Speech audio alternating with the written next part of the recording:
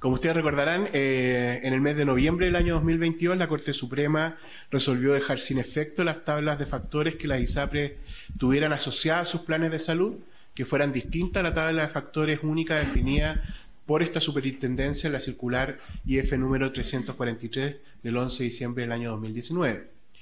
En ejercicio de nuestras facultades legales y dando cumplimiento al mandato de la Corte Suprema, esta superintendencia ya emitió una circular estableciendo las medidas administrativas para hacer efectiva la adecuación del precio final de todos los contratos de salud previsional que, encontrándose vigentes al 1 de diciembre del 2022, empleaban una tabla de riesgo distinta a la tabla de factores única establecida por la superintendencia, además de instruir la restitución de los montos en exceso percibidos en los términos dispuestos por la Ley 21.674, conocida como Ley Corta.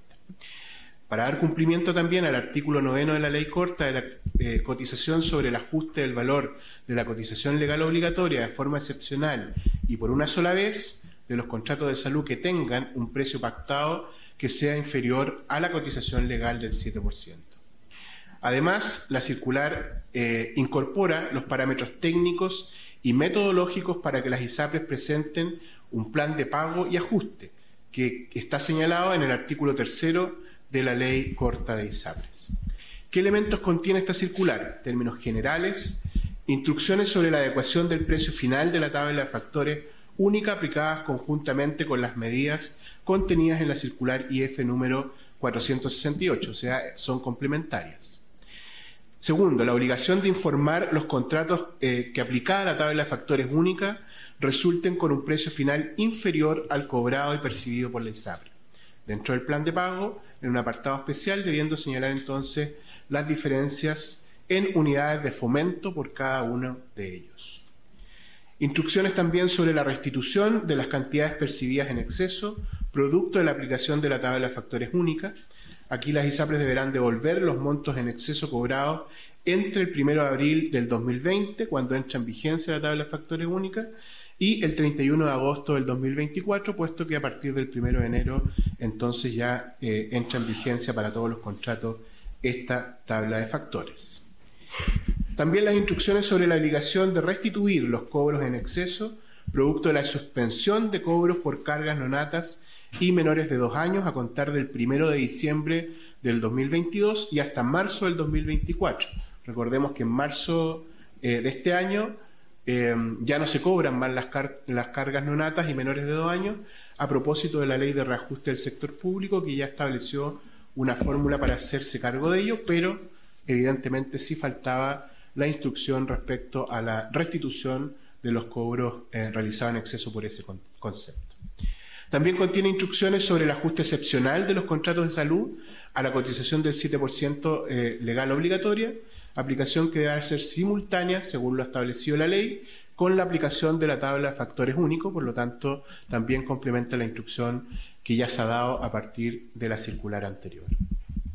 Instrucciones sobre los parámetros técnicos y metodológicos que deberá contener la propuesta que presentan las ISAPRES en su plan de pago y ajuste. Desde la fecha de notificación, que es el 7 de junio del 2024, las ISAPRES tendrán un mes prorrogable por un mes más para presentar a la Superintendencia de Salud su plan de pago y ajuste, ¿ya?, que deberá incorporar una propuesta de devolución, contratos afectos a devolución, montos a devolver en UF, plazos de la devolución, modalidades de devolución, propuesta de compensación si procede. Un punto de reducción de costos, esto significa algunos elementos tales como renegociación de convenios, paquetización, utilización de planes con GRD, convenios de telemedicina, renegociación de servicio tercero, etcétera, como lo estimen las propias ISAPRES. Determinación también de la prima extraordinaria con un techo de 10% respecto a la cotización descontada a julio del año 2023, que también quedó establecido a través del proyecto de ley corta. Todos estos elementos deben ser respaldados y fundamentados según lo establecen los anexos correspondientes que van a estar asociados a esta circular. Esto es relevante porque